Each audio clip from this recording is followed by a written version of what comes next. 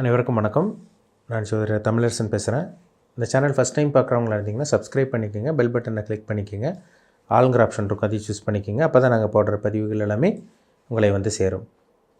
இன்றைக்கி நம்ம இந்த பதிவில் பார்க்க போகிற தலைப்பு நட்சத்திர பலன்கள். நட்சத்திர பலன்களை பற்றி தான் இந்த வீடியோவில் நம்ம தெளிவாக பார்க்க போகிறோம். அந்த வரிசையில் வந்து பார்த்திங்கன்னா உத்திர நட்சத்திரத்தை பற்றி பார்க்க போகிறோம். உத்திர நட்சத்திரக்காரங்களோட கேரக்டர் எப்படி இருக்கும், உங்களுக்கு என்னென்ன தசாபுத்தி வரும், நீங்கள் வணங்க வேண்டிய தெய்வங்கள் என்ன, எல்லாமே இந்த பதிவில் டீட்டெயிலாக தெளிவாக பார்க்கலாம். உத்திர நட்சத்திரம் வந்து பார்த்திங்கன்னா சிம்ம ராசியிலையும் இருக்கும், கன்னி ராசியிலும் இருக்கும். அதாவது உத்திர நட்சத்திரம் 1ஆம் பாதம் சிம்ம ராசியில் இருக்கும். உத்திர நட்சத்திரம் 2, 3, 4 பாதம் வந்து பார்த்திங்கன்னா கன்னி ராசிக்கு வரும். இது வந்து பார்த்திங்கன்னா உடைப்பட்ட நட்சத்திரம் சொல்லுவாங்க. உடைப்பட்ட நட்சத்திரம்னா ரெண்டு ராசிக்கு ஒரே நட்சத்திரம் வரும். சரிங்களா? இப்போ உத்திர நட்சத்திரக்காரங்களோட கேரக்டர் எப்படி இருக்குன்னு பார்த்தோம்னா, இறக்க குணங்க. உங்களுக்கு இறக்க குணம் அதிகமாக இருக்கும். உங்களுக்கு கரெக்டாக நடந்துக்குவாங்க, நேர்மையாக நடந்துக்குவாங்க, கரெக்டாக நடக்கணும், அடுத்தவங்களை புண்படுத்தக்கூடாது, நம்ம பாட்டு நம்ம வேலை நம்ம பாட்டுக்கு இருக்கணும்னு நினைக்கக்கூடிய நட்சத்திரம் தான் உத்திர நட்சத்திரம். ஸ்ட்ரெயிட் ஃபார்வர்டாக இருப்பாங்க. என்ன மனசில் நினைக்கிறாங்களோ அப்படியே வெளிப்படுத்துவாங்க. கோவம் வந்தால் வந்த மாதிரி இருக்கும், ஆனால் கோவம் இவங்களுக்கு அதிகமாக வரும். உத்திர நட்சத்திரக்காரங்க என்ன காரணம்னு கேட்டிங்கன்னா, இது வந்து சூரியனுடைய நட்சத்திரம். நெருப்பு மாதிரி கோவம் வரும்னு சொல்லலாம். உஷ்ண தேகம், உடம்பு வந்து உங்களுக்கு ஹீட் பாடி, உஷ்ண தேகம் இருக்கும். உங்களுக்கு பாடி எப்பவுமே ஹீட்டாகவே இருக்கும். உங்களுக்கு உஷ்ண சம்மந்தப்பட்ட பாதிப்பு உங்களுக்கு இருக்கும், ரெகுலராக இருக்கும். அதேமாதிரி வந்து பார்த்திங்கன்னா உத்திர நட்சத்திரம் 1ஆம் பாதம் அல்லது 2, 3, 4ஆம் பாதம், ஒன்று சிம்மராசி இருப்பீங்க, கன்னிராசி இருப்பீங்க. நல்ல குணம் உங்களுக்கு இருக்குங்க. பரந்த மனப்பான்மை உங்களுக்கு இல்லைனா கூட அடுத்தவங்களுக்கு கொடுத்து உதவி செய்யணும், அடுத்தவங்களுக்கு சப்போர்ட் பண்ணணும், அந்த மாதிரி நினைக்கக்கூடிய நட்சத்திரம் தான் அது உத்திர நட்சத்திரம். ஒரு சில பேருக்கெல்லாம் பாருங்கள், கொடுத்து ஏமாந்தே போவீங்க. நீங்கள் வந்து அடுத்தவங்களுக்கு கொடுத்து ஏமாறக்கூடிய நட்சத்திரத்தில் உத்திர நட்சத்திரம் ஒன்று.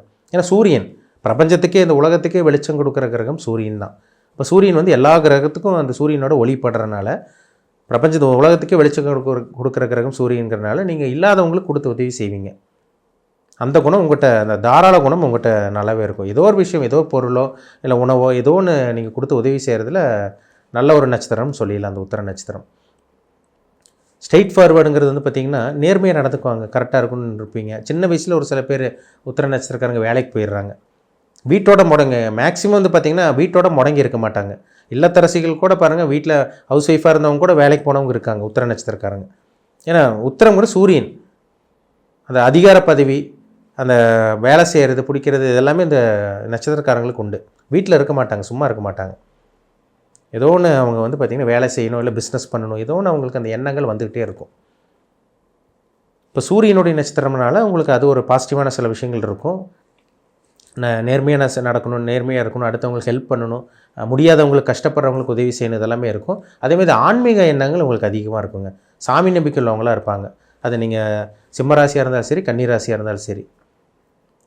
ஆன்மீக சிந்தனை, ஆன்மீக குணம், தாராள குணம், இதெல்லாமே உங்கள்கிட்ட ஜாஸ்தி அதிகமாகவே இருக்கும். உங்களுக்கு பிறக்கும்போது சூரியனோட நட்சத்திரத்தில் பிறந்து பிறக்கும்போது சூரிய தசை தான் உங்களுக்கு நடந்திருக்கும். 2வது சந்திர தசை, 4வது செவ்வாய் தசை 7 வருஷம் நடக்கும். அதாவது பிறக்கும்போது சூரிய தசை, 2வது சந்திர தசை, 3வது செவ்வாய் தசை, 4வது ராகு தசை. உங்களுக்கு இந்த திசையை விட இந்த 4வது வரக்கூடிய ராகு தசையும், 5வது வரக்கூடிய குரு தசையும், 6வது வரக்கூடிய சனி தசை தான் முக்கியமான தசைகள். ஏன்னா அதுதான் ஒரு மனுஷனோட வாழ்க்கையை புரட்டி போடும். இதெல்லாம் சின்ன தசை. சூரிய தசை 6 வருஷம் நடக்கும், செவ்வாய் தசை 7 வருஷம் நடக்கும், சந்திர தசை ஒரு 10 வருஷம். இப்போ நீங்கள் உத்திர நட்சத்திரம் 1ஆம் பாதத்தில் பிறந்தீங்கன்னா பிறக்கும் போதே உங்களுக்கு அந்த சூரிய தசை அதிலே ஒரு கிட்டத்தட்ட வந்து பார்த்திங்கன்னா சூரிய தசை 6 வருஷம் தசை நடத்தும். அதிலே ஒரு வருஷத்துக்குள்ளே அந்த தசை முடிஞ்சிடும். ஒரு சில பேர் நட்சத்திர பாதத்துக்கு தகுந்த மாதிரி. சரிங்களா? 2வது 1 வயசு 2 வயசுலேயே உங்களுக்கு சந்திர தசை ஸ்டார்ட் ஆயிரும். ஒரு சில ஒரு உதாரணத்துக்கு சொல்கிறேன்.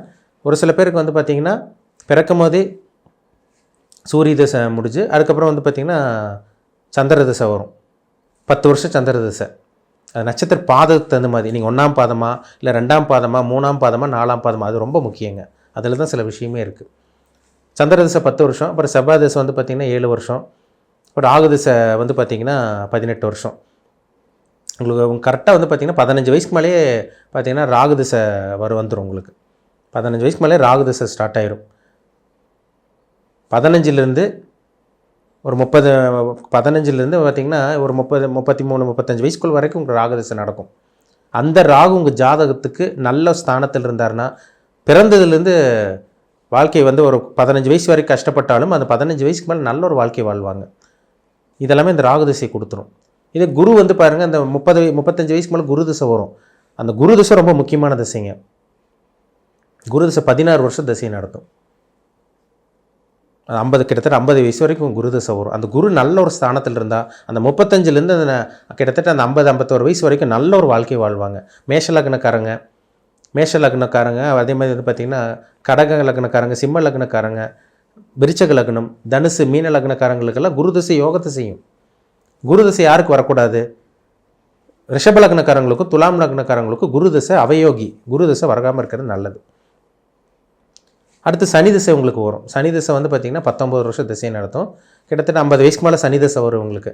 50 வயசுக்கு மேலே வர 50 வயசுலேருந்து ஒரு பார்த்திங்கன்னா உங்களுக்கு 70 வயசு வரைக்கும் சனி திசை வரும். அந்த சனி திசை நல்லா இருக்கணுங்க, ரொம்ப முக்கியம். அந்த நடுத்தர வயது அந்த 50க்கு மேலே வரக்கூடிய சனி திசை நல்லா இருக்கணும். கடக சிம்ம லக்னக்காரங்களுக்கு சனி வந்து ராகுவோடைய செவ்வாயோடைய சேராமல் இருக்கிறது நல்லது. கடக சிம்ம லக்னக்காரங்களுக்கு சனி நல்லது பண்ணுறது கிடையாது. ஏன்னா லக்னத்துக்கு 6ஆம் அதிபதியே அல்லது 8ஆம் அதிபதியே வந்துடுவார். நீங்கள் வந்து இது மேஷ லக்னமாக இருக்கீங்க, சனி 11ஆம் இடத்துல இருந்தால் கண்டிப்பாக பாதகத்தை செய்யும்.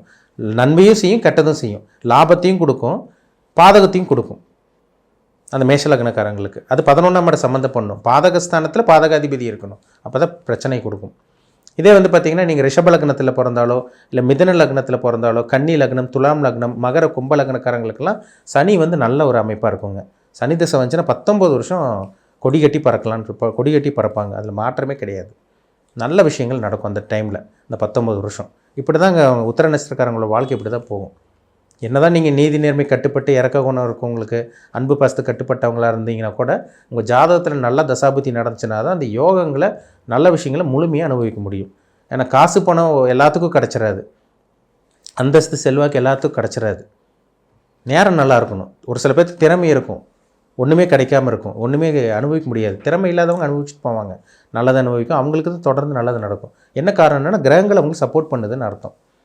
அதனால் உங்கள் ஜாதகத்தில் என்ன தசாபுத்தி போகுதுன்னு பாருங்கள், ரொம்ப முக்கியம். பொதுவாகவே உத்திர நட்சத்திரக்காரங்களுக்கு வந்து நல்ல ஒரு அரசாங்க வேலையில் நிறைய பேர் உத்திர நட்சத்திரக்காரங்க கவர்மெண்ட் ஜாபில் இருக்காங்க, பிஸ்னஸ் மேனாக இருக்காங்க, வியாபாரம் பண்ணிகிட்டு இருக்காங்க. அவங்களுக்கெல்லாம் என்ன தசாபுத்தி போகுதுன்னு பார்த்தா நம்ம லைஃப் எப்படி கொண்டு போகலாம், எந்த விஷயத்தில் கவனமாக இருக்கணும், எல்லாமே தெளிவாக பார்த்து தெரிஞ்சுக்க முடியும் நம்மளால். சரிங்களா, சொல்ல முடியும். வணங்க வேண்டிய தெய்வம் என்னன்னு கேட்குறீங்க. உத்திர நட்சத்திரக்காரங்க நீங்கள் வணங்க வேண்டிய தெய்வம் வந்து சிவபெருமான் வழிபாடு. அது மாதிரி பார்த்திங்கன்னா சூரியனோட கோயில், திங்களூரில் சூரியனுடைய கோயில் இருக்குது. வருஷத்துக்கு ஒரு தடவை போய் வழிபாடு பண்ணுங்கள். சிவனுடைய வழிபாடு உங்களுக்கு சிறப்பான பலனை கொடுக்குங்கிறதுல சந்தேகமே கிடையாது. ஒரு சில பேர் உத்திர நட்சத்திரக்காரங்க பாருங்கள், சிவபெருமான் ரெகுலராக வழிபாடு பண்ணுவாங்க. அந்த கிரிவலம் போகிறது வந்து பார்த்திங்கன்னா அமாவாசை பௌர்ணமி டைமில் வந்து விரதம் இருக்கிறது, இந்த மாதிரி விஷயங்களை கரெக்டாக ஃபாலோ பண்ணுவாங்க. அவங்களுக்கு சில நல்ல விஷயங்கள் நடக்கும். அதனால் நீங்கள் சிவனுடைய வழிபாடு, சூரியனார் கோயில் கும்பகோணத்தில் இருக்குது, அங்கே போய் வழிபாடு பண்ணுறதெல்லாம் உங்களுக்கு ஒரு நல்ல ஒரு விஷயங்களை கண்டிப்பாக கொடுக்குங்கிறதுல சந்தேகமே கிடையாது. உங்கள் பிறப்பு ஜாதகத்தில் நடக்கக்கூடிய தசாநாதன் யார், புத்திநாதன் யாருன்னு பாருங்கள், ரொம்ப முக்கியம். இனி உங்கள் லைஃப்பில் என்ன நடக்கும், எந்த விஷயத்தில் கவனமாக இருக்கணும், எப்போ பிஸ்னஸ் ஆரம்பிப்பீங்க, இல்லை கடைசி வரைக்கும் வேலைக்கு தான் போகணுமா, திருமணம் மற்றும் புத்திர பாக்கியம் எப்போ கிடைக்கும், வெளிநாடு போகலாமா போகக்கூடாதா, சொத்து எப்போ வாங்குவீங்க, வண்டி வீடு வாகனம் எப்போ அமையும், வீடு எப்போ அமையும், சொத்து சேர்க்கை எப்போ அமையும், கல்வி படிக்கக்கூடிய மாணவர்களுக்கு எப்படி இருக்கும், எப்போ நீங்கள் நல்ல காலம் உங்களுக்கு எப்போ ஆரம்பிக்க போகுது, கெட்ட காலம் வரும்போது எந்த விஷயத்தில் கேர்ஃபுல்லாக இருக்கணும், எல்லாமே ஜாதகத்தை பார்த்தா நம்ம தெளிவாக சொல்ல முடியும். உங்கள் பிறப்பு ஜாதகம் பார்க்க விருப்பப்பட்டிங்கன்னா கீழே இருக்க வாட்ஸ்அப் நம்பருக்கு உங்கள் ஜாதகத்தை அனுப்பிச்சுடுங்க, அப்பாயின்மெண்ட் வாங்கிக்கோங்க. தனிப்பட்ட ஜாதகத்தை பார்த்து நம்ம டீப்பாக தெளிவாக துல்லியமாக பார்த்து தெரிஞ்சுக்குவோம். மீண்டும் அடுத்த பதிவில் சந்திக்கும் வரை உங்களிடமிருந்து விடைபெறுவது உங்கள் ஜோதிடர் தமிழரசன். இந்த சேனல் பிடிச்சிருந்தால் உங்கள் நண்பருக்கு உறவினருக்கும் ஷேர் பண்ணுங்கள், லைக் பண்ணுங்கள், சப்ஸ்கிரைப் பண்ணுங்கள், பெல் பட்டனை கிளிக் பண்ணிக்கோங்க. ஆளுங்கிற ஆப்ஷன் இருக்கும், அதையும் சூஸ் பண்ணிக்கோங்க. அப்போ தான் நாங்கள் போடுற பதிவுகள் எல்லாமே உங்களை வந்து சேரும். நன்றி, வணக்கம்.